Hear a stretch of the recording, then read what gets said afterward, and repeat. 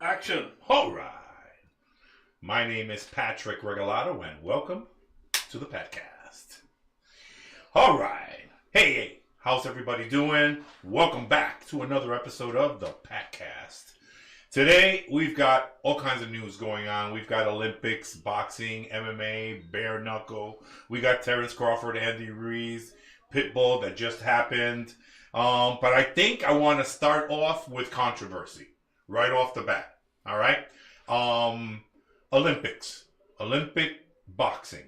All right. Specifically, the Algerian boxer Imain Khalif. I hope I didn't butcher that, but I'm sure I did.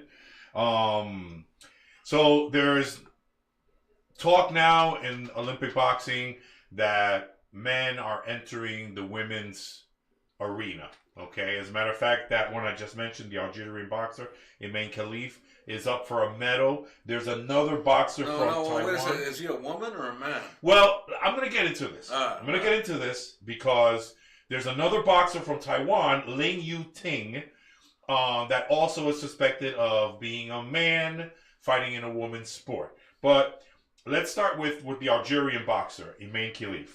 So he, she, it, I don't know. I'm not going to start doing these pronouns. But so the big controversy is that there's a man beating up women in women's boxing. Wow. So that's where the controversy is.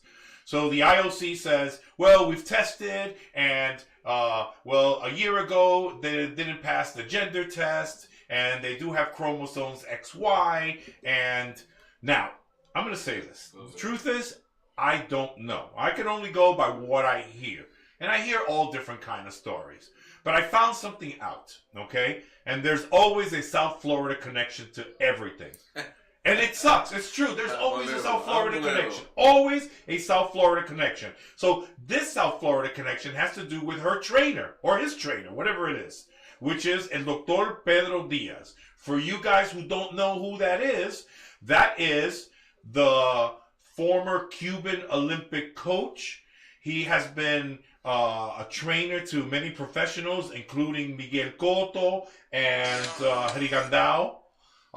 Which with a lot of success. So the way that I'm thinking about it is, do I really believe that person, Dr. Pedro Diaz, who is regarded highly in the boxing community, especially here in South Florida because he's from Cuba, can I believe that he would go into business, because that's pretty much what you do when you're training somebody?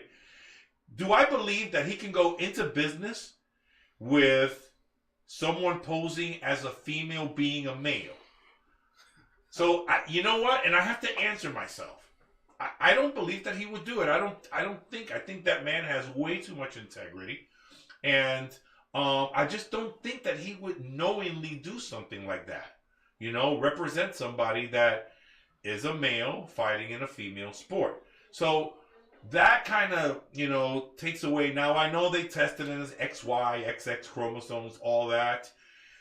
Is it possible for a generic female to produce XY chromosomes? I don't know. I just don't know. To be honest, I just don't know. But I don't think that Pedro Diaz would be involved in something like that. I don't think that he would taint his reputation and his career and all that. Not to mention that where this person is from, Algeria, they don't allow anything like that. I mean, you know how these people are. They're radicals. They'll kill you. So, that it's true. They will, And then the other person, Ling Yu Ting, which is from Taiwan, also, with the same discrepancy. Are you a man? Are you a woman? Well, these people come from countries that they really don't allow stuff like that. So it begs to at least consider what exactly is going on. So as of right now, both those fighters are up for medals already. They have qualified enough. They're up for medals. Now that girl from Italy that quit in 46 seconds, she basically said that's the hardest she's ever been hit, ever. Now, it could be that, this person just hits hard. It could be that it's a man. I just don't know. But again, I'm trying to say that because of the relationship with Dr. Pedro Diaz, I just don't think that he would put himself in that position. You know, to be put together with controversy that way. Where do you stand? Where do you stand on me personally? Again, I'm going to say that. I'm going to say that I don't think that he would put himself in that position. No, I'm talking about as far as where they should allow that. Well, if it's a biological man and going into a women's sports, I'm against that. I was against it with Thomas Swimmer. I'm against it when Fallon Fox got into the cage to fight girls, and I'm against it now. Now, the funny thing about Fallon Fox is that Fallon Fox actually got beat by a legitimate girl here in South Florida. I'm glad he got beat. So Fallon Fox actually got beat here in South Florida. You know, I forget the girl that beat him. He deserved it. Yeah, yeah. Actually, twice, because there was 2 times that girl beat him. She submitted him twice. That'll teach him a lesson. That's right, you bastard. So I am against all of that. Now, going into, again, whether or not it's a male boxing in a female sport, I gotta think that this person, Dr. Pedro Diaz, he wouldn't be involved in that. I think that he is too legitimate. You know, I want to think that. Yeah. Maybe I'm wrong. Okay? So as where I stand right now, you know, I'm going to be that I don't think that he would integrate himself in such a mess. Okay? So, well, let me say, they used to be able to do the Crocodile Dundee. You know what that is, right? Oh, shit. I'm afraid to even ask. No, you remember in the movie where the guy... Yeah, where the guy goes and grabs the thing? To find out the truth. But nowadays, that doesn't matter because they cut their balls off. Damn. You know, how committed do you have to be, bro? Really? That's to anything? Shit. I believe it's chicken shit. Fighting a woman, you know. Well, hold on. One thing is fighting a woman. One thing is fighting a woman. And the other thing is, I'm going to prove myself that I got balls because I'm going to cut them off. You know? Oh my God. So how committed do you have to be? But that's where I stand, man. I just don't think that he would be involved in something like that. And according, and this is a quote from IOC committee member Mark Adam, those tests might be flawed. Like, come on, bro. We don't really trust the IOC as it is, okay? We've seen, we can go all the way back to Floyd Mayweather when he was in his medal match in the Olympics, and he beat the shit out of that fighter. And they gave him a bronze. They gave him. Yeah, he lost the fight. Like everybody. So it's always been crooked. Man, you've got some great fighters out there that came from the Olympics.